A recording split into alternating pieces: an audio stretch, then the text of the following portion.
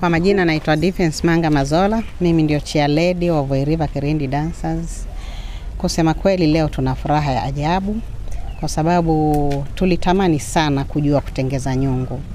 Lakini mkono wetu ukawa ni mfupi, tukamtafuta director wa Igembe Bwana Christopher Shangaishi Manjala, naye hakutuangusha, alitushika mkono pakubwa. Na yeye ndio amewezesha mpaka leo hii safari imefaulu.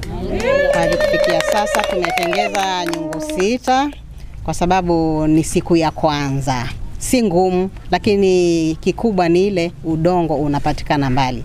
Na Kenya nzima tuambiwa huo udongo ndio ulipasishwa ni udongo mzuri wa nyungu. Kwa hivyo wataita wenzangu, watu wa Voi, mkitaka nyungu, tafuteni wana Voi River Kirindi Dancers, mtapata nyungu nzuri na kwa bei nafuu sana. Asante sana Bwana Shangaishi. Asante. Na Mungu akubariki na azidi kukulinda kwa sababu yetu. Asante. Yes. So watu wa Voi mmesikia kwamba mkitaka chungu sasa, chungu ipatikani mbali. Chungu tumesha empower hawa wamama hapa, wameshajua ujuzi wa kutengeneza viungu. Sasa viungu ukitaka chungu wako hapa Kaloleni, iko mama anaitwa Defense. Namba za simu wakati tutakuwa tuna nini zitakuwa zinacheza hapo kwa screen hapo chini, na mtakuwa tunataka tuwapatie mimi kupitia Shangaishi Foundation tunafanya empowerment, na kupitia Igembe FM tutafanya awareness. So tutahakikisha kwa Shangaishi empower, alafu sisi kwa Igembe FM tunafanya awareness, yani mjulikane. So watu watakuwa wanajua kwamba Voi River Kirindi kwamba inatengeneza viungu. Ukitaka viungu kwa bei nafuu utavipata Voi River, ambapo wameshapata ujuzi. Kwa hivyo watu wa Voi na wasii sana msiende mbali ati kwenda nini. Viungu vinapatikana hapa Voi River Kirindi cha Voi River. Ama wakiwa kama ni wale watu wa kununua kwa wholesale hapo sokoni hapa Voi, kama mnataka kupata kununulia kwa sababu ya customers wenu, kujeni tu Voi River hapa Voi River Kaloleni, mtapata hizo bidhaa kwa bei nafuu na kwa wholesale. Ama namna gani? Lakini kama unataka individual peke yako, unataka peke yako kuja kununua, pia utapewa bei ya retail. Ama nasema uongo? So watatengeza in bulk na mtauziwa kwa wholesale na retail. So mimi sina mengi, yangu ni kuhakikisha kina mama na wazee na vijana wanapata ile, wanainuliwa kidogo, wanakuwa self reliant, wanakuwa na kujisimamia wenyewe na kujikimu kimaisha. Mahali tunaelekea hatutaki watu ambapo tunataka watu tunatengeneza Kenya ambayo inajitegemea. Asanteni sana na Mwenyezi Mungu awabariki. Mimi nimetoka Mwatate, ni coordinator wa mambo na udongo, tena ni coordinator wa majiko kisasa. Nafikiri mmeyaona kwa mtandao. Kwa hivyo tumejenga majiko, niko na group hii, nitasema ni group ya 8 ambayo naikochi mambo na udongo, mambo na clay. Kwa hivyo huu udongo haujapatikana mahali popote pale, ile quality yenyewe iko Morocco, sehemu za Undanyi.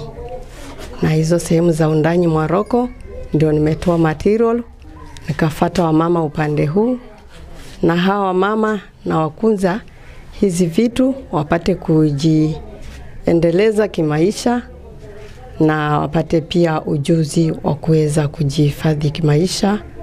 Na hii group nimeifundisha kuanzia asubuhi, na naona wengi wangu wameshika, na naona niko hapa kwa siku 4 ambapo nitaendelea nao mpaka hadi nimezichoma. Na nikimaliza kuchoma tayari wanaanza soko yao ili waifanike kimaisha. Na pia hii mambo na clay naifuatilia sana na imependeka sana kwa sababu hii clay ukipika chakula huwezi tumia stool wire kwa nyungu. Hii nyungu unatumia kitu kinaitwa kama brush hivyo na sabuni, huwezi tumia steel wire. Pia inahifadhi kwa mambo mengine. Mnaona kansa inakuja kwa upande wa ambaye haijulikani. Hii pia inaletwa na mambo na nini? Inahifadhi mambo na ile steel wire, ukimeza tayari si mambo inaanza kuharibika ndani. Kwa hivyo inahifadhi pia, iko na mambo mengi pia. Ukipika chakula kidogo watoto wanashiba ama wageni wanashiba. Kwa hivyo iko na maana yake. Pia kwa upande wa kuweka maji, hizo vitu vyote natengeneza majiko ya kupikia na makaa na kuni. Ndio hizo jiko kisasa ambaye nazifuatilia sana kwa mradi zenye niko nazo Mwatate. Kwa hivyo Mwatate niko na grupu 5. Na kwa vile niko na grupu 5, hii ni ya 6 na zingine ziko 2 ambayo na operate kwa grupu 8 kwa ajili ya hii clay. Kwa hivyo ni wamama nimewafundisha wakashika vizuri, na naamini mtawashika mkono, maana kwa mimi peke yangu siwezi. Material mahali inatoka, washikeni mkono kama wenye viongozi ambao tunaongojea wahifadhi wa mama.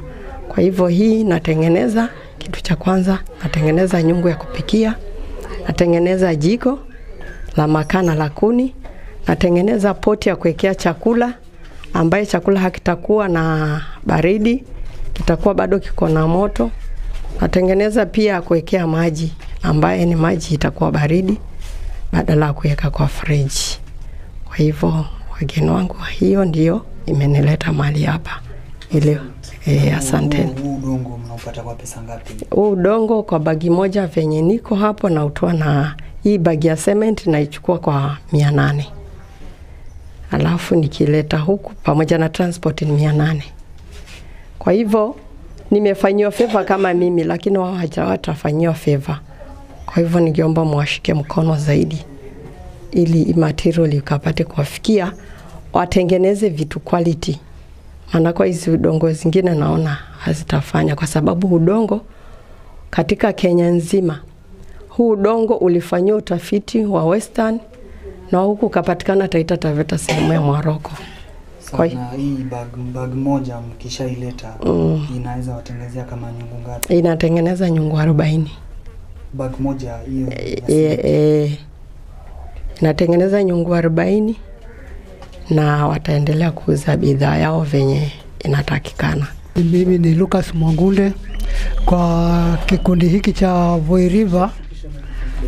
Kwa kikundi hiki cha Voi River Traditional Dancers, mimi ni mwenyekiti mdogo wa kikundi hiki, na hapa tulipo hivi sasa tuko ndio leo tunazindua mradi wetu wa kutengeneza viungu, ambapo ndo tumepata mwalimu yule ambaye anatufundisha hivyo kutengeneza hivyo viungu, na udongo wenyewe tumetoa mahali kwenye labda huyu mwalimu wetu ametoka, na ndio tunakuwa hapa hivi sasa. Tumetengeneza chungu kama chungu 3 na nyingine ya kuweka vifaranga ama ya kukuza vifaranga yenye nafikiri tumeiona kule, ingawa labda bado haijamalizika, lakini hiyo ni moja yao tumetengenezewa ama tumefundishwa, na pia tumeambiwa kwa kwamba tutafundishwa vingine zaidi, hata majiko ya kisasa ya kutumia na kuni mbili, alafu na viungo vile vya kuweka maji ambavyo sisi kwetu tunaita sangu, hivyo vitu kama namna hiyo. Kama unaweza tuambia labda nani alikuja na ile wazo la nyinyi kumtafuta mama aweze kuwafundisha kutengeneza hivi viungo? Hili wazo lilikuja na mwenyekiti wetu ambaye ni Charity. Ndiye alituletea hili wazo na tukaliona labda ni wazo nzuri, na tukaliunga mkono sote, ndio tukabidi sasa tuanze kutafuta tutapata vipi kutengeneza hivyo viungo. Ndio sasa naye pia tukifanya bidii hiyo ndio akapata kwa kwamba labda kuna mtu wawili ambaye anashughulika na hizo mambo za chungu, ndio akazungumza naye, akaongea naye, ndio paka leo ametufikia. Anza. Habari zenu, kwa majina naitwa Defense Manga Mazola. Mimi ndio chair lady wa Voi River Kerendi Dancers. Ndio, na tukianza tu kutuelezea mbona mradi huu wa kutengeneza jiko za udongo? Okay, tuliamua mradi huu kwa sababu hapa Voi hakuna watu wanatengeza hizi nyungu. Sasa kuna wakati kulikuwa kuna mashindano pale CAT, nikaona hiki kikundi cha Mwatate vile wanatengeza hizo nyungu na majiko, ndio nikakaa na wenzangu nikawaelezea, kwa vile hakuna mtu Voi nzima anatengeza hii, lazima tujitahidi tumtafute huyu mama aje atuelimishe kuhusu hizi nyungu. Ndio tukamtafuta, tukaongea naye, tukaketi tena tukaanza kuchanga sasa. Lakini kwa bahati nzuri kuna director wa Igembe Christopher Manjala alitushika mkono pakubwa sana, ndio alituwezesha mpaka hii safari ikafika hapa mahali tumefikia. Kama unaweza tuambia labda ndio mnaanza na labda ni changamoto gani so far labda mmepatana nazo? Changamoto ni kuwa udongo unatoka mbali.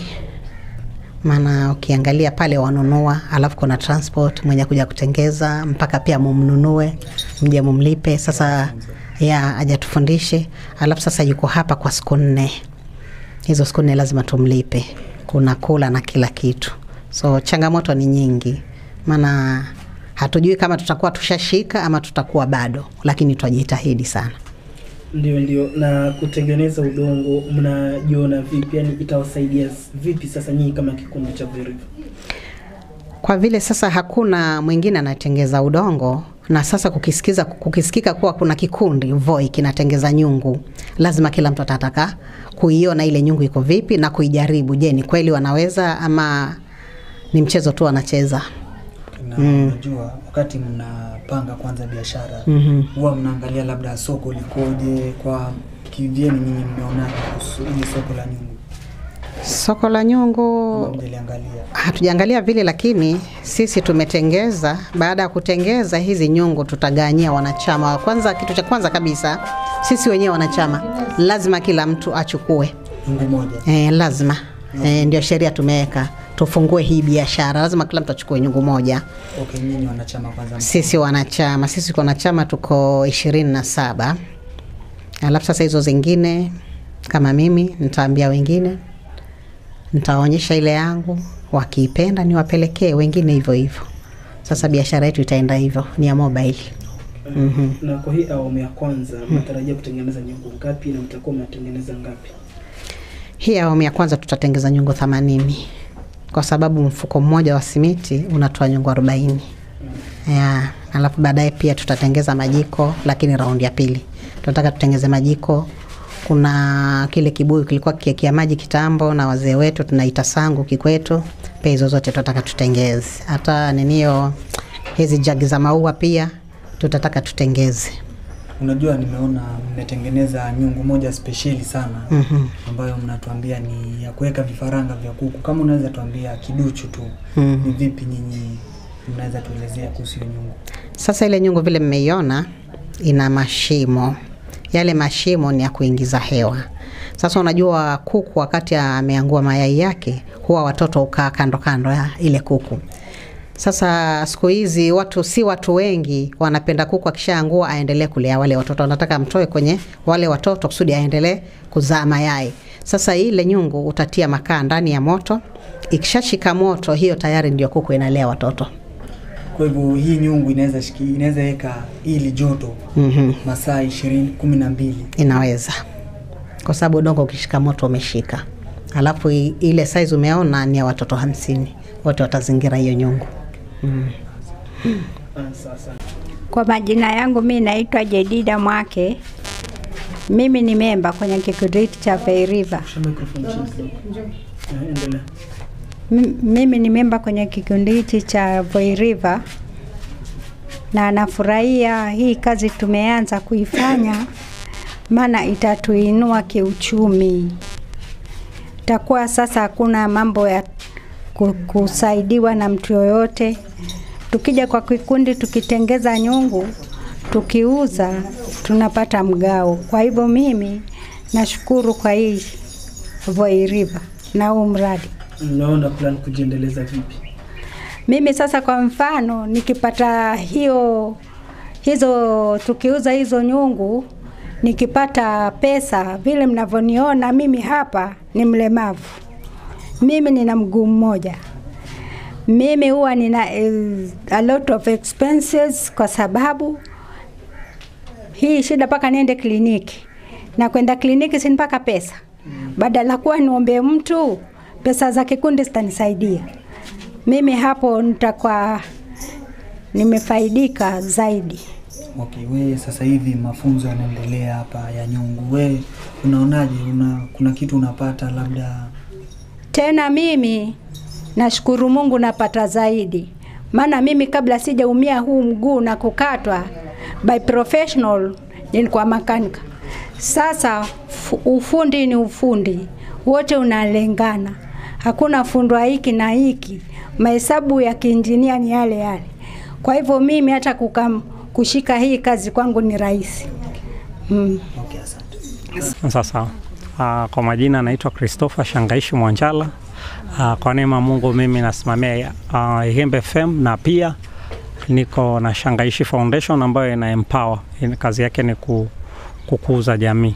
So leo hii niko hapa na hiki kirindi cha Mtoni ambapo Voi River napanga sasa maana ilisa Mtoni bwana lezoea Mtoni msijale ore sasa wajua Mtoni ore lakini Voi River ni kizungu tu lakini Mtoni ni Mtoni Dore River haya sawa. Leo niko na Voi River Kirindi ambao ni wakina mama wanajituma na wazee, ambapo nimekuja leo siku ya leo na nilikuwa wamenipatia idea yao na tukasema tu lazima tukuze idea. Wakatafuta walimu na mwalimu wako hapa leo ambaye alikuwa anawafunza jinsi ya kutengeneza viungu na vitu vile vya kuangalia vifaranga na mambo mengi ambayo mwalimu ambaye atawafunza hapa. So leo hii kama Shangaishi Foundation tunapenda kukuza talanta. Na tunakwenda kukuza talanta na kuhakikisha kwamba watu wanajituma, wanakuwa self independent, watu wanajituma, sio unaambia unapeleka mtu usimpe samaki bali mfundishe jinsi ya kuvua samaki, mpae ndwana ama namna gani? Yes. So leo kama Shangaishi Foundation tukasema tuhakikishe hiki kikundi nakiona kinajituma, kimejikakamua sana. Kati ya virindi at least hiki kikundi nakiona kinakimbia kwa kasi. Na ninapoona hivi inanifurahisha na kutupatia moyo na motisha wa kukishika mkono, na mimi nina imani wakitoka hapo watakuwa na skills za kutengeneza viungu na watakuwa kutengeneza hivi viungu ndio vingine vitauzwa sokoni hapa Voi, ambapo watakuwa wanapata pesa, ama wakienda kwa function zao mahali wamebeba viungu vyao wanaweza kuviuza. So leo hii nina furaha sana, nikifurahia nimemwona mwalimu leo hapa. Nilikuwa ninaona kama inakuwa nini, lakini naona imetimia leo. Ama namna gani? Imetimia. So leo mimi nina uhakika kwamba akina mama zangu hawatatoka wakavu, bali watatoka wakiwa na ujuzi ambao utawasaidia na kuwapatia na kuhakimu maisha yao. Na kama kikundi kitakuwa ni kikundi ambacho kimejiweza, ambacho kitakuwa kinaweza kupata pesa zake kupitia kuuza viungu, kuuza hizo vitu kadhaa ambavyo bidhaa zote zitakuwa zinatokana na udongo, sababu udongo upatikani Voi.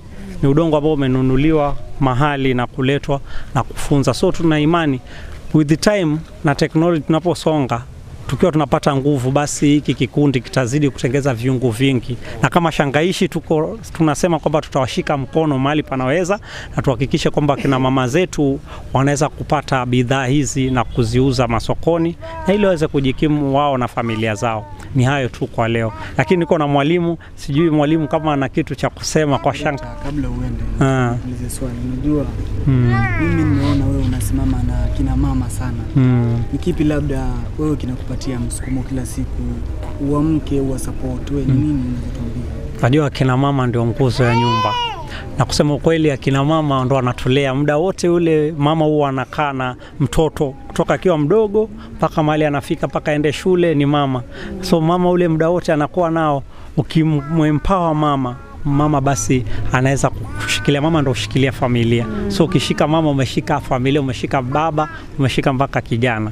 So mama huwa hata iwe vipi basi mama, unaonaga kuku wakati imekwangua mayai, wakati mvua ikinyesha ama nini, si watoto wote huingia kwenye kwa sababu wanajua mama pale ndio wanapata usalama. So mama ni usalama na mama ndio kila kitu. Ukishika mama basi umeshika kila kitu.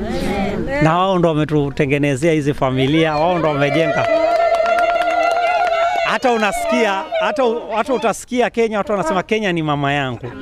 So unasikiaga Kenya ni mama yangu. Sasa hivyo mama ndi kila kitu, mama ndio nguzo wa kila kitu. Asante sana. Lakini pia tuko na wazee, tusisahau tuko na wazee wetu hapa nyuma. Hiki kikundi kijabeba kina mama peke yake, but kiko na wazee, tena wazee wako hapa ambao wanajituma. Ni wazee ambao wanaona mbele, wanajua mahali wanaelekea. Na mimi nawapa kongole sana wazee hawa, because unajua bila wazee pia family haitakuwa. Sasa hapa kuna mawaidha pale, inakuwa ni kwamba kuna kina mama na wazee pia wanapeana mawaidha hapo, na utaona wanaenda mbali. Sababu kuna mahali mama anaweza kunyosha mkono labda usifike, mzee akafika, sababu mzee ako na nguvu. Mzee anaweza inua kitu. Mama ako na uchovu, ako na mambo mengi anafanya, so hawezi beba yote. Saa nyingine mzee pia anasaidia pale. Pia na wasi vijana, hii knowledge isiishie tu kwa mama peke yake, bali vijana pia waweze kuingia mambo ya hizi vikundi na waweze kujua na kutambua jinsi ya kukuza hizi talanta, because hii ujuzi ukipotea ni ujuzi ni wa kipekee sana, lakini tukiuacha ukipotea, then kizazi chetu kijazo hakitaweza kujua kutengeneza viungo. Viungo hutengeneza chakula cha ladha kitamu sana. Ushaipikiwa chakula cha nyungu? Ni kipure, iko pure, iko ukiwekewa marago, tulikuwa tunashedewa hapo ndani kimanga. Unajua kitabu marago kabla chapati maji yalikuwa na mwago alafu inafinywa pale.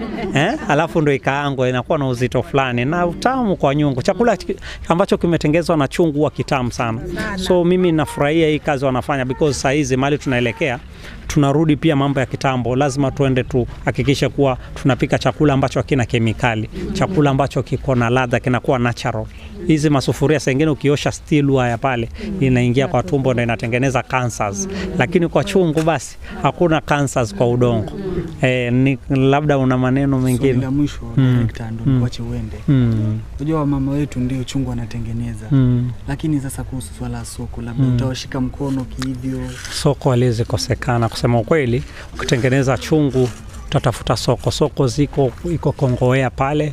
Tuko na viungo vingi vinatoka, vingine Taveta, vingine vinatoka huko juu. Lakini tukiwa tumepata hapa iko soko pale ya Kongowea. Tuko na soko hapa Voi, viungo vinatakikana. Hata ukiingia kwa vijiji, kwa manyumba, watu wanatamani hivyo viungo. So ni vile tu sasa hivi nakuwa nadra vipatikani.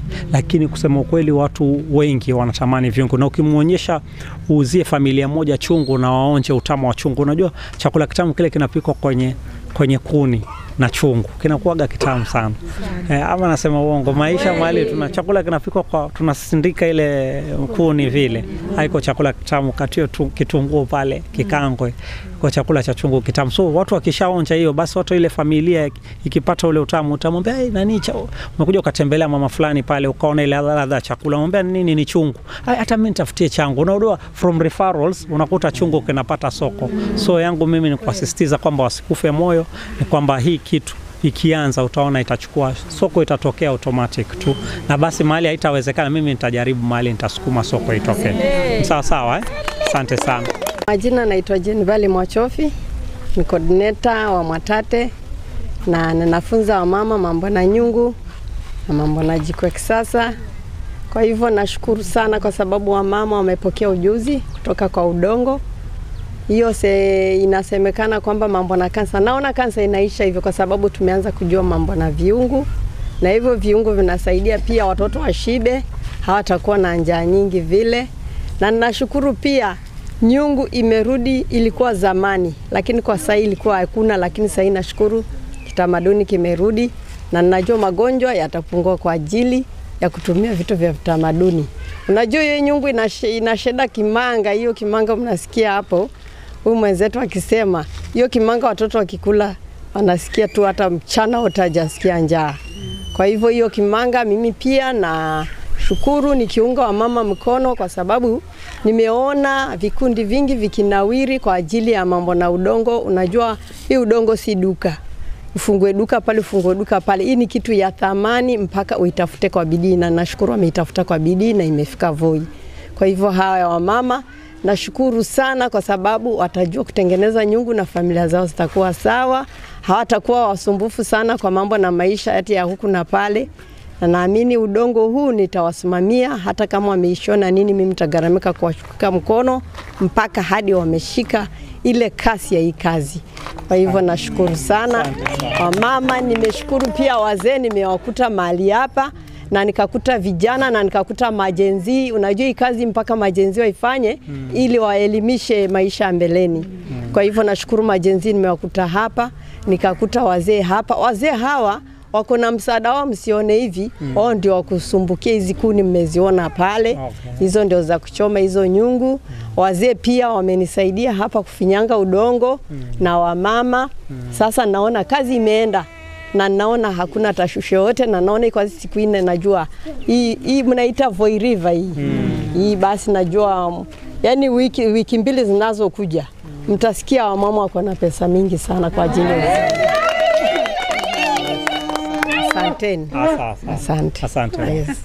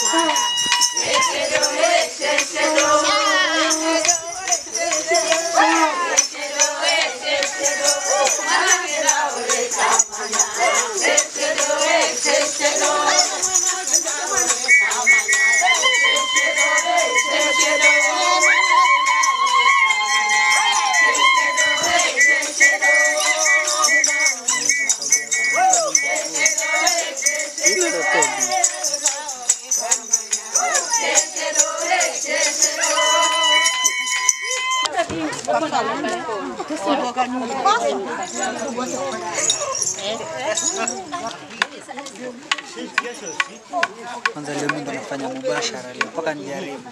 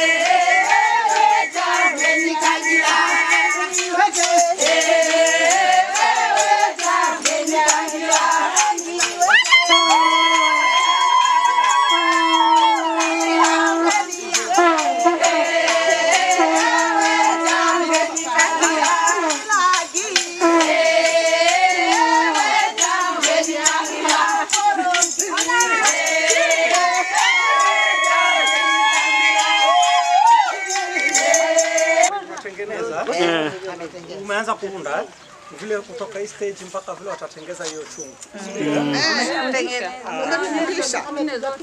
Amepiga? Mtajiona kwa igembe tu.